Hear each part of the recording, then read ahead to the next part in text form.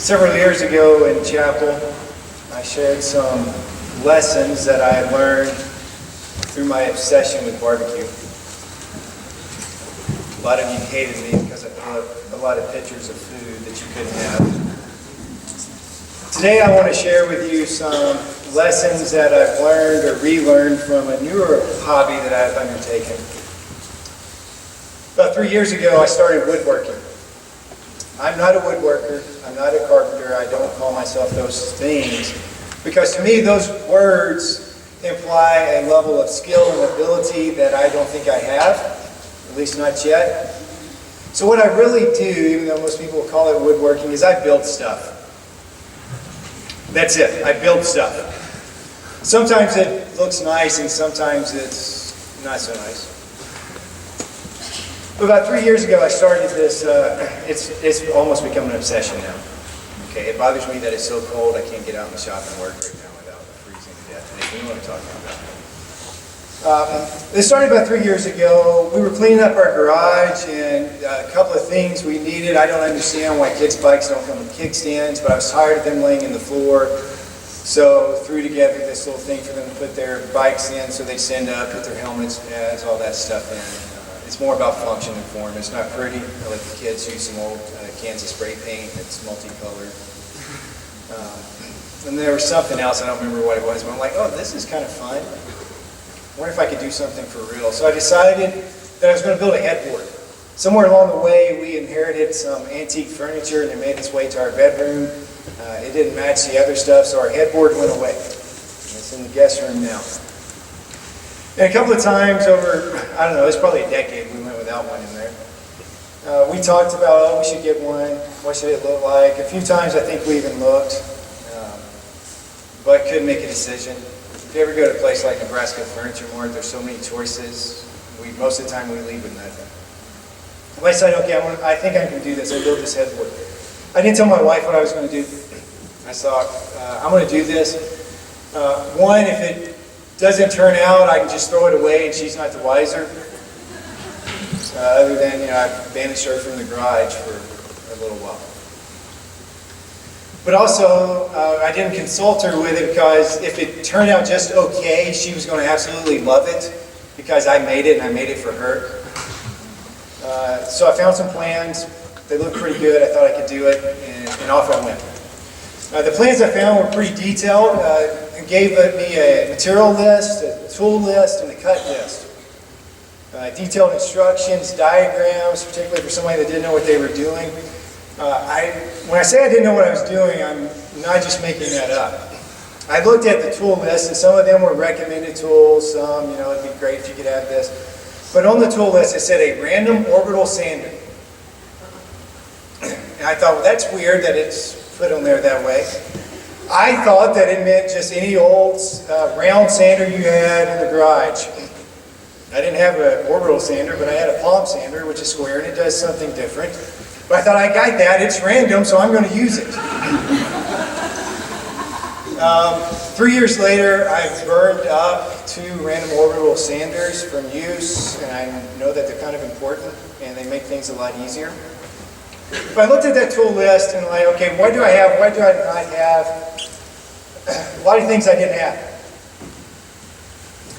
Some maybe I had the hand version of a power tool, which makes things take a lot longer. But anyway, I set out and I wasn't going to let that hold me back. I bought a $9 tool I needed to join things together, plus the screws and things. I texted my friend Ken and borrowed his miter saw. And I made do with everything else I had. One of the things that I've kind of done throughout my life, but this really kind of helped me put it back together, is sometimes we spend so much time focusing on what we don't have that we miss what we do have. That can be tools, that can be talents, that can be abilities, skills, whatever. We're so focused on what we don't have, we miss what we do have and try to figure out a way that we can actually use what we have. Use it for good, use it to build stuff, use it to glorify God, use it to lift people up. I can think of numerous examples in my life, but let me tell you one that most of you can see here about using what you have. I don't see him here today. There he is, Coach Carver, my friend Justin. Coach Carver could be focused on the fact that he doesn't really have a lot of track and field facilities here at the college. We've talked about this off and on and what he would like, but I know him. He doesn't focus on what he doesn't have. He focuses on what he has and what he has access to. And in his time here, he has taken our track and field and cross-country programs and turning them into elite programs. Coach Carver, what happened if you just focused on what you didn't have here? You can answer. It's okay. Negativity.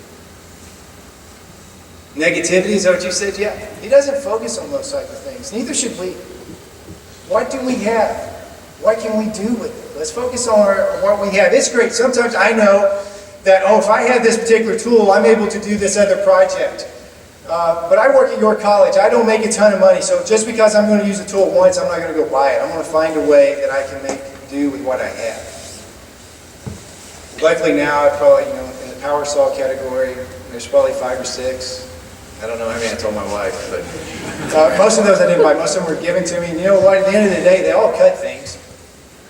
They have slightly different purposes and can be used for different things, but sometimes I've used them for their not intended purpose to get the job done. And what skills, abilities, talents do you have? Focus on those. I read a book years ago by John C. Maxwell, and in there he said something that I still don't know what I think about. He said, focus on your strengths, not your weaknesses. You identify your weaknesses, but focus on your strengths and you develop those because eventually they'll make your weaknesses go away. I know. I'm still perplexed by that one. But it's an idea of focus on what you have, what you can do with what you have, and not be concerned about everything else. Some other lessons I've kind of learned and relearned here are about time, patience, and planning. If anybody knows me well, I definitely lack one of those. It's the patience, if you didn't know. I'm not very patient. Woodworking has taught me patience. It takes a lot of time. A lot of time to do things right. And I go into the shop, which is funny because it's my garage. When cars are parked there, it's the garage, but when I'm going out there to build stuff, it's the shop. But a lot of time into that, and a lot of patience, and do things right, or you're going to do them again. Sometimes I've rushed through things only to have to spend twice as long trying to fix them, fix my mistakes. Before Christmas break, my daughter wanted me to build a gift for her teacher. So I did, and I spent one Saturday morning when it was a little bit warmer, like 40 degrees outside. I spent 4 hours with a router, routing out things so I could insert the boards, and nobody's ever going to see it. I could have rushed through it, and in the past I have rushed through, taking too much off with one pass or something of that nature, and then either I have to scrap the whole thing and start over, or I have to find time to try to fix my mistakes. 4 hours on something nobody's going to see. It takes time to develop our talents. You don't just wake up one day and you're good at something. You've got to put in the time to be better. You think about what you have, what are the skills and abilities that you have that you're going to work on, then you actually have to put in the time to develop those. You have to have a plan. Very rarely do I go out into my garage without a plan. Into my shop. Now there are times that I will go out there and with no real intention of what I'm going to build. I'm just looking around, see what wood is still around, and think, okay, I've got this, do some measurements, I'm going to make whatever out of it. But even at that point, then I start developing a plan. Sometimes the plans are complex, sometimes I have them, those are lucky ones. I already have somebody else's complete plans. My father-in-law gives me a lot of plans, and he says, hey, this will be fun, you'll enjoy doing this. I took his advice once, and what he thought was going to be fun and enjoyable for me, about a month and a half later, I absolutely was hating my life. And it's a one and done, so if you want to see it, you have to go ask Shiloh about it. But you got to put in the time to do things. You got to have patience. You got to have a plan. What happens when we fail to plan? Plan to fail. We often want to rush through things and not take our time, our patience, and our planning. And for any of you that are interested in taking up woodworking, I want to give you a piece of advice.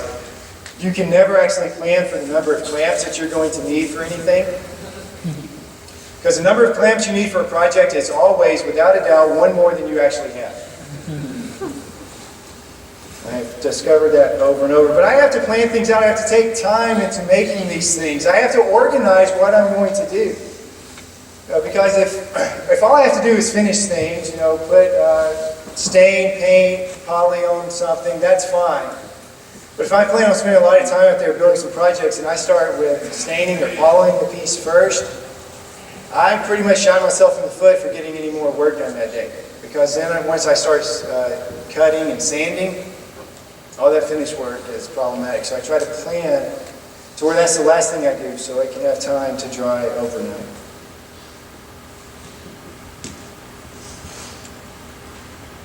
This summer I read a book that kind of changed my perspective on a lot of things. It's called The Carpenter by John Gordon. It's a short little read. It's a business fable. But it has so much more to do with life than just business. I recommend it for you if you have time. But in there, it's about a carpenter.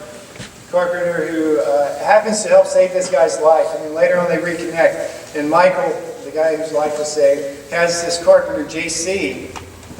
There's actually a spiritual component to this book. Teaches him things that help improve his life, his relationship with his wife, his kids, improves his business, his relationship with his employees, his relationship with his client. But at one point, JC is telling the story about when he was a kid. His dad was a carpenter. And his dad is building a cabinet or something for somebody, and on the backside of the cabinet puts this very nice, expensive piece of wood. And JC asks his dad, why are you doing that? Why don't you put something that's less expensive, not as high of quality? Increase your profit. Nobody's going to know, because once you install it, nobody's ever going to see that. And his dad looked at him and said, son, I know it's there.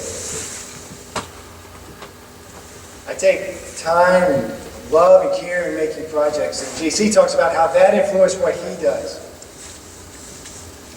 And as he's helping Michael throughout, he is relating these stories about how he's not just a carpenter, he's a craftsman. Because he puts hope and love and pride and soul in everything that he does. And that started to change my perspective a little bit. I still just build stuff, but now I can build it from a perspective of a craftsman. Because it doesn't really matter what it is, except for one little TV stand that nobody's ever going to see. I do tend to take time and care, and I want it to be perfect, or as best as I can be. I want to share with you some words from John Gordon's book here, The Carpenter, a story about the greatest success principles of all. Once you design your masterpiece, you must be a craftsman in your approach to your life and work, the carpenter said. All success starts with being a craftsman. But your card says carpenter on it, Michael asked in an inquisitive tone. Why not put craftsman? Because everyone understands what a carpenter does. Having craftsman on the card would scare some people away. People feel comfortable with the term carpenter, so I do it for marketing purposes. Carpenter continued, I get jobs as a carpenter, but I approach my work as a craftsman. What's the difference? Asked Michael. A carpenter builds things. A craftsman creates a work of art. While most people approach their work with the mindset that they just want to get it done, craftsmen are more concerned with who they are becoming and what they are creating rather than how fast they finish it. After all, there's no use finishing something if it's not a work of art. As a craftsman, I know that things I build won't last forever, but I work and create as though they will. I pour my heart and soul into everything I build, knowing that all I create is a reflection of me. When I create art, I feel energized, and I energize all those who experience my work, and with each creation, I become more of the person I was meant to be. The world is filled with the world is filled with those who get things done the fastest and the cheapest, but it needs more artists, craftsmen, and craftswomen. When you become a craftsman in the world of carpenters, you'll stand out and people will clamor to work with you. Let me go back and hit something again for you. While most people approach their work with the mindset they just want to get it done, craftsmen are more concerned with who they are becoming and what they are creating rather than how fast they finish it. After all, it's no use finishing something if it's not a work of art. I pour my heart and soul into everything I build, knowing that it is a reflection. As you go through and you read the book, JC explains that it's not just in the things he builds, it's how he treats people, it's how he approaches life. And through this process, JC shares with Michael these 3 principles, which are not new to any of you. Love, serve, and care. And as he goes through, when the time is right, it's kind of like the old Karate Kid, and Mr. Miyagi teaches Daniel certain things along the way. Yeah, I want to say Daniel something. But so he teaches Daniel certain things, but he's like, no, you're not ready for that. You have to wait till the time is right. Well, JC does the same approach here. Certain aspects, he gives him these clues. Love, serve, and care. Love people, serve people, care for people. There's a lot there that we can unpack. We don't have time to do that. But if you need more, you're going to talk about that type of stuff, you can come see me, read the book, and talk to somebody here. You know, we've had a lot of chapels this semester, and this year actually, about loving, serving, and caring. So here are your takeaways here. Don't focus on what you don't have. Focus on what you have and what you can do with it. Remember, everything in life is going to take time, patience, and planning. You're going to have to work at it if you want to get better. Approach life from the viewpoint of a craftsman. Take pride in everything you do. Don't just rush through it to get done. Create something that you're going to be proud of.